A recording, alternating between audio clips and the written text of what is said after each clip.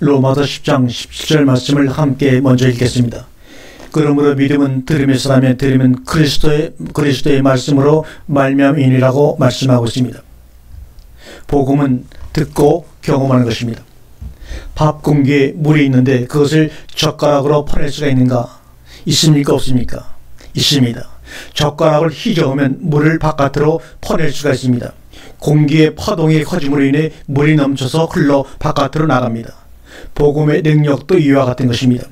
모세가 지휘했던 지팡이는 연로한 80세 노인을 지탱하기 위한 것이었지만 하나님이 함께 하시니 수백만 이스라엘 백성들을 구원하고 인도하는 능력의 지팡이가 되었습니다. 이것이 바로 우리가 믿고 있는 복음의 본질입니다.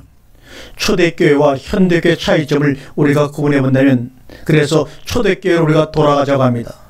본받자 많이들 얘기하지만 실제 초대교회와 현대교회 차이점조차 제대로 인식하지 못하고 이런 얘기를 많이들 하고 있습니다.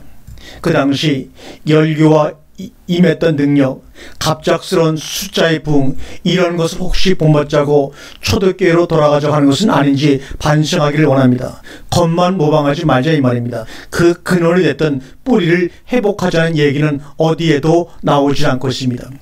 재산과 소유를 팔아 각 사람의 필요에 따라 나눠주며 날마다 마음을 같이하여 성전에 모이기를 힘쓰며 집에서 떡을 떼며 기쁨과 순전한 마음으로 음식을 먹고 하나님을 찬미하며 또 온 백성에게 칭송을 받으니 초대교회의 본질과 뿌리는 이 말씀 가운데 살아있는 것 아닙니까?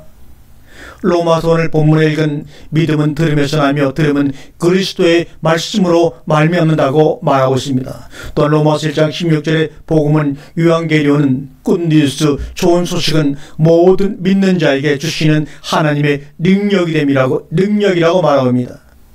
복음은 지식이 아니라 복음은 모든 믿는 자들에게 주시는 하나님의 파워입니다.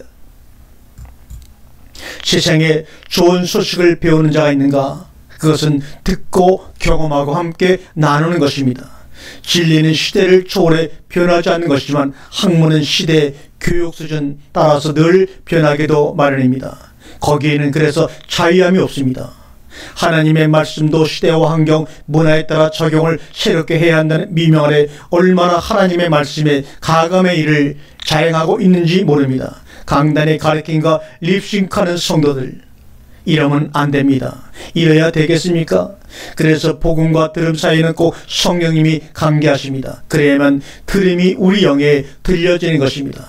로마서 8장 16절에 성령이 친히 우리 영과 더불어 우리가 하나님의 자녀인 것을 증거하시나니 아멘. 고로 복음을 들을 때 우리가 먼저 깨달아야 할 것은 이 들음을 우리의 영으로 인도하기 위해선 하나님의 영이 먼저 준비하고 계시다는 사실을 깨달아 우리가 복음을 들을 때 어떤 자세로 임해야 하는가를 먼저 살펴보아야 합니다.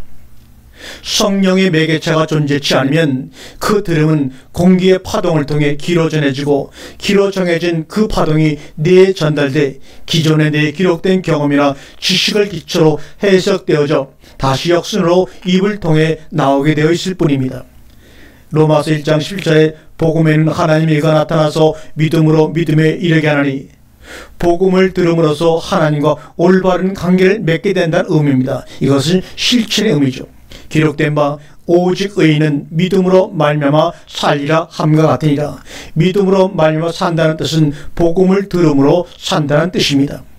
험한 세상에서 하나님 아버지의 뜻을 알고 그와의 관계를 우리가 회복하려면 어떻게 해야 합니까? 배워야 하는 것이 아니라 들어야 합니다. 배워야 하는 것이 아니라 먹어야 합니다. 마셔야 합니다. 복음은 듣는 것이지 들려주는 것이지 감히 누가 그 말씀을 가리킵니까? 가리킴이란 스승의 영향권 못 벗어나고 자기의 경험과 자라온 환경을 초월해 해석하기가 불가능한 것입니다. 문제는 듣고 경험하고 순종하는 것이 첫째라고 하는 분위기와 모델이 이 땅에 없다는 것이 바로 비극입니다. 다음에 배우라고 강조합니다. 아직 깨달음이 부족해서 그러니 깊게 배우면 순종할 수 있다고, 배우고 난 이제는 가르쳐야 한다고 합니다. 그리고 전해야 한다고 합니다. 그러니 언제 자기의 영혼을 위해 실천적인 삶을 살 수가 있겠습니까? 주님이 복음을 들려주신 이유는 듣고 복음의 기쁨을 누리고 하나님 아버지와의 관계를 회복하기 위해서 문자로도 부족해 자신의 몸을 희생해 가면서까지도 이해하고 느끼기 쉽게 보여주시지 않았습니까? 그런데 왜 다시 어렵게 들려주고 가르치려고 하느냐 말입니다. 이것이 과연 주님의 뜻이었을까요? 절대로 아닙니다. 여러분의 학위와 직분을 내려놓으십시오. 여러분의 목사직, 여러분의 장로직 모든 것 내려놓으시고 경험과 인맥을 내려놓으십시오. 크기로 괜히 포장하지 마십시오. 아무리 교회가 크고 웅장해도 거기에 하나님을 담기에는 절대적으로 불가능함을 인정하고 낮추시기를 바랍니다. 그래서 사탄도 듣고 배우라, 그리고 가리키고 마음껏 전하라. 그러나 거기까지만이라고 사탄도 우리를 미혹하고 있는 것을 여러분 왜 모르십니까? 너 자신은 실천을 말라.